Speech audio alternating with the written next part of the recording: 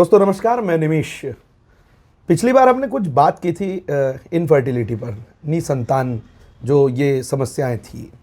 तो आपको बता दें कि हम फिर से क्रेवॉस फार्मास्यूटिकल के इस हेल्थ अवेयरनेस जर्नी में मध्य प्रदेश के बैतूल शहर में हैं और यहाँ पर हमारे साथ स्त्री और प्रसूति रोग विशेषज्ञ डॉक्टर ईशा डैनियल मैडम हैं। हमने पिछली बार भी मैडम से चर्चा की थी इनफर्टिलिटी पर। तो मैडम, जब हमने इसके पहले जो वीडियो बनाया था उसमें कई कमेंट्स हमें ये आए थे कि जब सारी जांच नॉर्मल है तो फिर ये इनफर्टिलिटी क्यों है? जी, जैसा कि मैंने पहले भी बताया था कि जब इनफर्टिलिटी मतलब निसंतानता के लिए जब कपल्स हमारे पास आते हैं तो हम उनके 3 बेसिक टेस्ट करते हैं, जिसमें कि एक ओव्यूलेशन टेस्ट रहता है, एक HSG होती है और एक हस्बैंड का सीमेन एनालिसिस होते हैं। मतलब कि जो कपल आया है और जो गर्भ के लिए ट्राई कर रही है महिला, उसके जो अंडे हैं वो ठीक तरीके से निकल रहे हैं, उसके ट्यूब्स जो हैं वो पेटेंट हैं, कहीं कोई ब्लॉकेज नहीं है, कहीं कोई रुकावट नहीं है, और जो हस्बैंड की शुक्राणु जांच है वो भी नॉर्मल है। तो ये जब तीनों चीज़ें नॉर्मल हो जाती है फिर भी जो कपल है वो कंसीव नहीं कर पा रहा है, तब हम उसे अनएक्सप्लेन्ड इनफर्टिलिटी का नाम देते हैं। तो मेल और फीमेल फैक्टर जो रहता है इनफर्टिलिटी में 70% कंट्रीब्यूट करता है और 30% हम देखते हैं कि अनएक्सप्लेन्ड इनफर्टिलिटी होती है। तो ऐसे कपल्स जो हमारे पास आते हैं हम उसे इनिशियली इवैल्यूएट करते हैं और अगर उसके तीनों टेस्ट नॉर्मल होते हैं तो फिर हम उसे फर्दर इवैल्यूएशन के लिए बोलते हैं। तो ये अनएक्सप्लेन इनफर्टिलिटी ये तो समझ में आ गई मैडम, लेकिन अब इसका कारण क्या है ये भी आप थोड़ा सा बता दें तो खुशी होगी हमें। जी, अब कारण जो है वो बेसिकली कोई लैब इन्वेस्टिगेशन से इसमें प्रूव नहीं हो पाता है। तो ये कपल्स को भी समझाना बड़ा मुश्किल हो जाता है कि तीनों फैक्टर्स सब कुछ हमारे नॉर्मल है फिर भी जो है कपल वो कंसीव नहीं कर पा रहा है। तो इसका जो बेसिकली जो गड़बड़ी हम जो बोल सकते हैं वो माइक्रोस्कोपिक लेवल पे होता है। मतलब ट्यूब्स नॉर्मल है, HSG जब हम कराते हैं तो ट्यूब्स नॉर्मल आते हैं, है ना, मतलब कोई ब्लॉकेज वगैरह अंदर नहीं है, लेकिन बाहर की तरफ से कोई अडेशंस है या बाहर की तरफ से ट्यूब्स चिपके हुए हैं या कोई ट्यूबरकुलर इन्फेक्शन है या फिर हम जिसे बोलते हैं पेल्विक इन्फ्लेमेटरी डिजीज़, कुछ इन्फेक्शन है अंदर।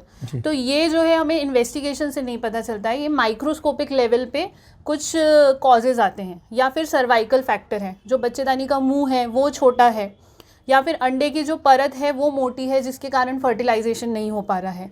तो ये जो 3 फैक्टर्स हैं ये अनएक्सप्लेन्ड इनफर्टिलिटी को कंट्रीब्यूट करता है, लेकिन इसको हम लैब इन्वेस्टिगेशन से प्रूव नहीं कर सकते। लेकिन एक इसमें जो बात है कि ये आपने जैसे बताया बच्चेदानी का मुंह छोटा हो जाता है या जो भी और जो दूसरी बातें, तो ये कैसे होती है महिलाओं को? मतलब इस कारण से अनएक्सपेक्टेड इनफर्टिलिटी होती है, लेकिन ये जो कारण है ये क्या उनमें जन्मजात महिलाओं में होते हैं या ये कुछ समय बाद शादी करने के बाद या एज हो जाती है तो होते हैं? तो फिर अब इसमें आगे की प्रक्रिया क्या होगी, मतलब इसका निराकरण क्या होगा, ये भी मैडम थोड़ा सा बताएं। देखिए, जैसा कि मैंने बताया कि जब कपल्स के तीनों टेस्ट नॉर्मल हैं, जो हमारे बेसिक लाइन ऑफ इन्वेस्टिगेशंस हैं वो सारे नॉर्मल हैं, तो फिर हमें एक टारगेटेड अप्रोच हम करते हैं। तो इसमें हमें फिर डायग्नोस्टिक हिस्ट्रोलैप्रोस्कोपी के द्वारा देखना पड़ता है कि ट्यूब्स के बाहरी ट्यूब्स जो है वो ठीक है कि नहीं, कोई अडेशंस हैं क्या, ट्यूब्स और ओवरी का जो रिलेशनशिप है वो ठीक है कि नहीं है। तो इसे हम डायग्नोस्टिक हिस्ट्रोलैप्रोस्कोपी कहते हैं और इसके द्वारा जो है हम काफ़ी हद तक इसको ट्रीट भी कर पाते हैं। और डायग्नोस्टिक हिस्ट्रोलैप्रोस्कोपी में हम छोटी सी छोटी चीज़ देख सकते हैं कि कहीं कोई अडेशंस हैं, ट्यूबरकुलर तो नहीं है, कुछ इन्फ्लेमेटरी डिजीज़ तो नहीं है, एंडोमेट्रियोसिस तो नहीं है। ये सारी चीज़ें हम एक हिस्ट्रोलैप्रोस्कोपी प्रोसीजर से कर सकते हैं। दूसरा जब है सर्वाइकल फैक्टर, तो अगर किसी का सर्वाइकल फैक्टर कॉज है तो उसमें हम IUI जैसे कि इंट्रा यूट्राइन इंसेमिनेशन प्रेफर करते हैं। और अगर अंडे की परत मोटी है तो जिसमें फर्टिलाइजेशन पॉसिबल नहीं है तो फिर हम उसे टेस्ट ट्यूब बेबी के लिए रेफ़र करते हैं। एक बात और ये भी आती है जब हम इनफर्टिलिटी की बात करते हैं तो ये AMH एक फैक्टर होता है, तो ये इसकी क्या भूमिका है इस सब दौरान इसमें? जी, AMH जो है उसे हम एंटी मुलेरियन हार्मोन बोलते हैं। तो ये AMH फैक्टर जो होता है वो बेसिकली एक महिला का ओवेरियन रिजर्व बताता है कि एक महिला के अंदर कितने अंडे बचे हुए हैं। तो इसका जो इम्पोर्टेंस है, AMH का एक वैल्यू होती है जो कि 2 to 5 नैनोग्राम पर डेसीलीटर होता है। अब अगर ये 2 से कम है, जैसे कि 1 to 1.5 नैनोग्राम पर डेसीलीटर है, तो उसे हम लो AMH कहते हैं। लेकिन अगर उसका 0.5 से भी कम है तो वो वेरी लो AMH हो जाएगा। तो अब ये जो AMH हार्मोन है हमारी एक क्वांटिटी को बताता है, जबकि एक AMH के साथ हमारी एज भी बहुत ही इम्पॉर्टेंट रहती है। तो AMH जो है वो क्वांटिटी को बताएगा और एज फैक्टर है हमारी क्वालिटी को बताएगा। जैसे कि आप देख लीजिए, जैसे कि AMH किसी का 1 to 1.5 है लेकिन उसकी एज अच्छी है, तो हम वो किसी इनफर्टिलिटी स्पेशलिस्ट के पास जा सकती है या गायनेक के पास जा सकती है। तो उसको हमारे पास टाइम रहता है तो हम उसको नॉर्मल ओव्यूलेशन इंडक्शन से या फिर बेसिक मेथड से फर्टिलिटी ट्रीटमेंट के लिए हम वो कंसीव कर सकती है।